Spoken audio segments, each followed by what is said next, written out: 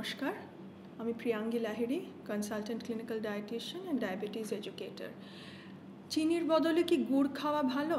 এই প্রশ্নটা আমরা বরাবর পেশেন্টদের কাছ থেকে বা ক্লায়েন্টসদের কাছ থেকে পাই, বিশেষত যারা ডায়াবেটিক পেশেন্ট। এবং ইদানিং গুড় বা জ্যাগরি পাউডার নিয়ে প্রচুর হাইপ। চিনির একটি হেলদি অল্টারনেটিভ হিসেবে খুব বেশি রকমের প্রমোটেড হচ্ছে। প্রথমেই বলি, চিনি আর গুড়ে খুব বেশি তফাৎ কিছুই নেই। গুড়টাও এক ধরনের চিনি। যদি আমরা কেমিক্যাল কম্পোজিশন দেখি, তাহলে টেবল সুগার বা যে চিনিটা, যে হোয়াইট রিফাইন্ড সুগার যেটা আমরা দেখি, সেই টেবল সুগার হলো একদম 99% পিওর সুক্রোজ, যেটি এক ধরনের সিম্পল সুগার বা ডাইস্যাকারাইড, যেটা আখের মধ্যে থেকে, আরও অনেক জায়গায় থাকে কিন্তু মূলত আমরা আখের মধ্যে থেকে পাই। তো সেটাই একদম রিফাইন্ড ফর্মে সেই সুগার ক্রিস্টালসগুলো থাকে এবং তার মধ্যে কোনো ইমপিউরিটিস থাকছে না, সেই কারণে সেটা একদম রিফাইন্ড হোয়াইট সুগার। গুড়টা তারই আরেকটু আনরিফাইন্ড একটা ফর্ম, মানে আখ অথবা খেজুরের রসকে কনসেন্ট্রেট করতে করতে করতে যে জিনিসটা পাওয়া যায় সেটাই। এবং জানবেন সেটার প্রায় পুরোটাই, বেশিরভাগটাই চিনি। মানে এই 70 to 80% তার মধ্যে সুক্রোজ। অবশ্যই গুড়ের স্যাম্পল অনুযায়ী সেটার স্পেসিফিক কম্পোজিশনটা হয়তো একটু ডিফার করবে, কিন্তু অন অ্যান অ্যাভারেজ মানে 70 to 80% সেটা সুক্রোজই থাকছে, তার সাথে 10 to 15% হয়তো অন্য কোনো ফর্মে সুগার থাকছে, যেমন একটু ফ্রি গ্লুকোজ বা ফ্রি ফ্রাক্টোজ তার সঙ্গে থাকছে। এবং তো ধরে নিন সবটা মিলিয়ে 90% চিনি থাকছে তার মধ্যে, আর বাকিটা কিছুটা ময়েশ্চার এবং তার সাথে কিছু ইনসলিউবল ইমপিউরিটিস থাকে, যার জন্য ওর কালারটা ব্রাউন হয়।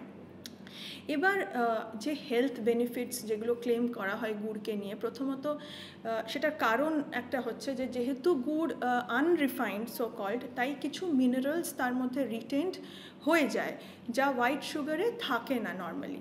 তাই থিওরিটিক্যালি দেখতে গেলে গুড়ের মধ্যে সামান্য কিছু আয়রন, সামান্য ম্যাগনেশিয়াম, পটাশিয়াম, ক্যালসিয়াম ইত্যাদি এগুলো থেকে যায়, কিন্তু সেটা এতটাই সামান্য যে তার কোনো ক্লিনিক্যাল বা নিউট্রিশনাল রেলেভেন্স থাকে না, কারণ গুড়ের মধ্যে থাকা চিনির অনুপাতটা এতটাই বেশি। তো একটা ছোট্ট উদাহরণ দিচ্ছি, ধরুন 100 গ্রাম আখের গুড়, তার মধ্যে আয়রন কন্টেন্ট মোটামুটি অ্যাগেন সেটা ডিফার করবে স্যাম্পল ওয়াইজ, কিন্তু ধরুন 4 মিলিগ্রামস, যেটা যথেষ্ট হাই, মানে আমাদের RDA বা আমাদের রিকোয়ারমেন্টসের 36% বলতে পারেন। তো যেটা আমরা মানে ফ্লেশ ফুডসে আমরা জানি অনেক আয়রন থাকে, তো মুরগির মাংসের তুলনায় সেটা 4 গুণ বেশি। সব ঠিক আছে, কিন্তু একটা জিনিস একটু প্র্যাকটিক্যালি ভেবে দেখুন যে 100 গ্রাম গুড় কি আমরা একসাথে খাই? সেটা খাওয়া সম্ভব নয়, উচিতও নয়। খেলেও আমরা তার মধ্যে থেকে যে পরিমাণ মানে সুগার পাবো আর ক্যালোরি পাবো, তো সেটার মানে কোনো মানে লাভই হবে না আর কি।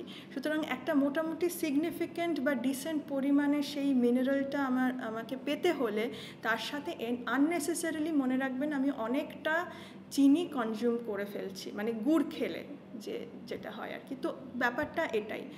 তো তাই গুড়টা খুব হেলদি এবং চিনিকে রিপ্লেস করে নির্দ্বিধায় খেতে পারেন, এরকম ভাবার কোনো কারণ নেই। সুতরাং যাদের ডায়াবেটিস আছে এবং যারা ওজন কমাতে চান, তারা তো এটা অবশ্যই মাথায় রাখবেন এবং অ্যাভয়েড করবেন। আর যারা আদারওয়াইজ হেলদি, যাদের ওজন ঠিকঠাক নর্মাল এবং অ্যাক্টিভ, তো তারা তো আমরা এমনিতে নর্মালি সারাদিনের ডায়েটে অল্প পরিমাণ চিনি তো ইনক্লুড করতেই পারি, এবং সেটা তারা সেক্ষেত্রে চিনির বদলে গুড় ব্যবহার করতেই পারেন, তাতে ক্ষতি নেই। কিন্তু খুব লাভ হচ্ছে বা খুব মানে সেটার থেকে উপকার পাচ্ছেন এমনটা এক্সপেক্ট করে খাবেন না।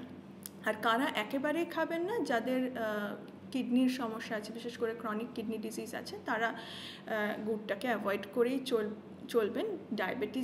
ডায়াবেটিস থাকলে তো কথাই নেই, কিন্তু যারা নন ডায়াবেটিক কিডনি পেশেন্টস আছেন, তাদের ক্ষেত্রেও এমনি সাদা নর্মাল চিনি ব্যবহার করতে পারেন অল্প পরিমাণে, কিন্তু গুড়টা অ্যাভয়েড করাই ভালো। এটুকুই। Thank you.